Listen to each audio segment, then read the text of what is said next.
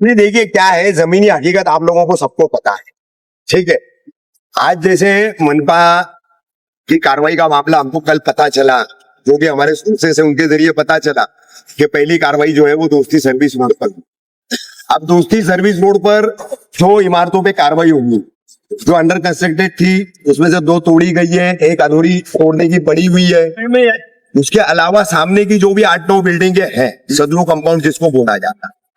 अब ये मामला देखिए पूरा समझ लीजिए, ये पिछले लगभग वर्ष 2022 से ये जमीन के हिस्सों का मसला सदरुद्दीन बशर खान और फिरोज बदरुद्दीन खान, ये 2 लोगों के बीच में चल रहा है। खरीदी बिक्री में इन लोगों ने जो भी पार्टनरशिप की थी, उनके शेयर्स को लेकर के उनके जो भी प्रॉब्लम्स हुए, वो उनका इंटरनल मामला है। क्या कौन सही है कौन गलत है हमको नहीं पता। अब उसी के तहत जो है फिरोज बदरुद्दीन खान हाईकोर्ट चले गए, 2022 में भी गए, 2023 में भी गए। अब 2023 में जो है उनका पिटीशन जो है वो पूरी तरह से सुना नहीं गया था, और वो 2025 में जो एवीके का पिटीशन था सुभद्रा रामचंद्र टकले का, उसके साथ वो क्लब कर दिया गया। अब उनका सेटलमेंट हो नहीं रहा है। हाईकोर्ट में फिरोज बदरुद्दीन खान की तरफ से पैरवी उसकी अपनी बेटी जो एडवोकेट है आसमा खान वो करती है।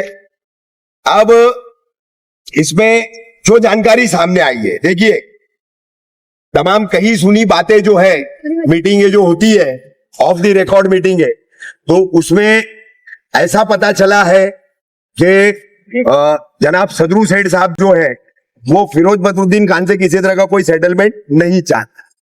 उनका कहना है कि भाई मैं सेटलमेंट करूंगा नहीं।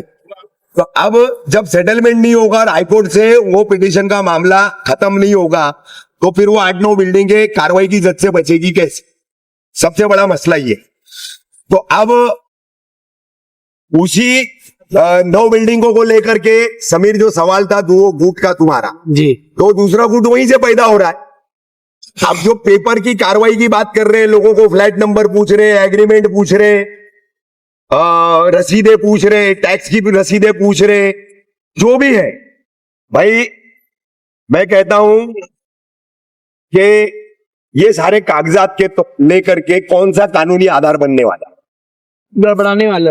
आपका कोई भी काउंसलर है, आपका कोई भी बड़ा वकील है, मुझे उसका कानूनी आधार बता दे, मैं आवाम की मुहिम रोक दूंगा। मुझे तसल्ली हो जाएगी कि भाई ये कागजात इसलिए जमा किए जा रहे हैं कि इसमें कानूनी आधार लेकर के फायदा यहां से कराया जाएगा, हाईकोर्ट या सुप्रीम कोर्ट से स्टे वगैरह लिया जा सकता है, जो कि नामुमकिन बात है, क्योंकि हाईकोर्ट इससे पहले एवीके में अंडरटेकिंग लिया 23 जून तक मकान खाली करने का। कोई एवीके के लोग इधर होंगे तो उनको पता होगी ये बात। काउंसलर अनिल पाटिल खड़े हुए थे उनके।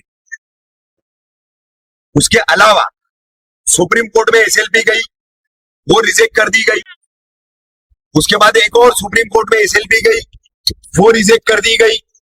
जब कोर्ट, खास करके सुप्रीम कोर्ट 2 बार जो है इस मुद्दे पर एसएलपी रिजेक्ट कर चुका है, हाईकोर्ट जो है इलीगल कंस्ट्रक्शन पे फेवरेबल या राहत देने वाली किसी तरह की सुनवाई करना नहीं चाहता।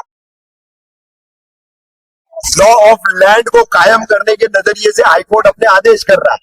तो ऐसे में कहां से कानूनी राहत आ रही है, ये जो भी मुझे बता देगा, साबित कर देगा, तो मैं ये जमीनी मुहिम जो है आवाम की, वो मैं रोक दूंगा, मैं उसमें से हट जाऊंगा। लेकिन आप पहले मुझे कानूनी आधार बता दे कि बेघर होने वाले लोगों को किस कानूनी आधार पर आप कोर्ट से राहत दिलाएंगे।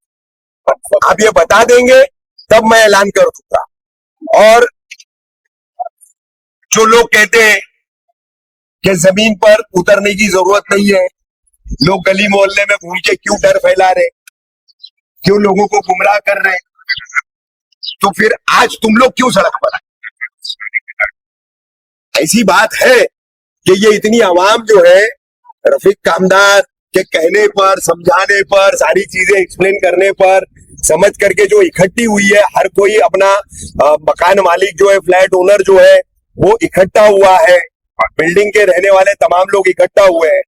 तो वो जो इकट्ठा हुए हैं, तो वो क्या गलती कर रहे हैं? और जमीनी लड़ाई की जरूरत नहीं है तो फिर आज आपको आने की जरूरत क्यों पड़ी? आज कहीं ना कहीं उन्होंने ये भी कहा था कि किसी को कहा मतलब रोड पर आने की जरूरत नहीं। हाँ, आज कई खुद ही बार रोड- कहा है, आज खुद ही रोड पर है। कई बार कहा है। देखिए पहले भी कहा है, अब ये वो जो फैक्ट फाइंडिंग कमेटी बन के आई है वो जो चल रहे वो भी कह रहे कि भीड़ इकट्ठा करके काम नहीं होने वाला। वो इस्माइल बाटली वाला साहब का मैंने वीडियो देखा।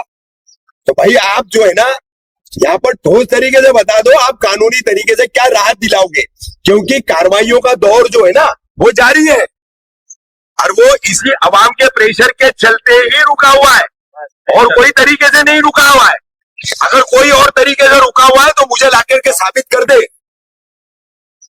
इसमें जो भी अवाम इकट्ठा दिख रही है तो हमको कहीं ना कहीं शिंदे साहब की मदद मिल रही है, इसके अलावा और कुछ भी नहीं है। अवाम की ताकत, शिंदे साहब की मदद, ये एक ही फॉर्मूला इस पर काम कर रहा है। दूसरा कोई फॉर्मूला आपके पास है, काम कर रहा है और वो रिजल्ट दे सकता है, आप बताइए, हम एक्सेप्ट करेंगे। लेकिन खामखा की अफवाह वाली बातें, लोगों को डाइवर्ट करने वाली, गुमराह करने वाली बातें बनाए मेहरबानी बंद करो। हर आदमी अपनी छत बचाने के लिए लड़ रहा है, हर आदमी। तो वो लड़ाई जो है डाइवर्ट हो रही है। आप अलग अलग मुद्दे लोगों को समझा रहे हो। रोजाना 50 लोग यहाँ फोन करते आ रहे, वो पेपर मांग रहे हैं, क्या करना है, देना है, नहीं देना है। हम क्यों बताएं भाई? आप लोगों को इकट्ठा करके खान कंपाउंड, अचार गली, भोलेनाथ नगर, शिवली नगर, तुम्हारा ग्रीन पार्क, दोस्ती सर्विस रोड, खरडी रोड का पूरा इलाका, सब आवाम की आप मीटिंग लेकर के बोलो ना कि आप कानूनी राहत क्या दिलाने वाले हो, क्या आधार है उसका, क्या बेस है उसका, ऑन विच लॉ पॉइंट आपको जो है स्टे मिलेगा, हाई कोर्ट से या सुप्रीम कोर्ट से, क्लियर करो हमको। क्योंकि अब तक जो चीजें सामने आई है कहीं पर भी कोई कानूनी आधार पर टिकती नहीं और उसमें राहत मिलने वाली नहीं। रोड पर आप आ गए हो तो आपको आना पड़ा रोड पर, क्योंकि आपको पता है कि ये कागजी खेल जो है कहीं काम आने वाला नहीं है, इतना समझ लो।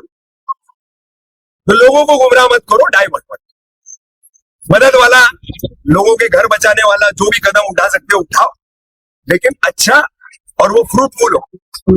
डाइवर्ट करने वाला, ताकत को जो है डिवाइड करने वाला, लोगों को अलग अलग गिरोह में बांटने वाला, ऐसा कोई भी काम प्लीज मत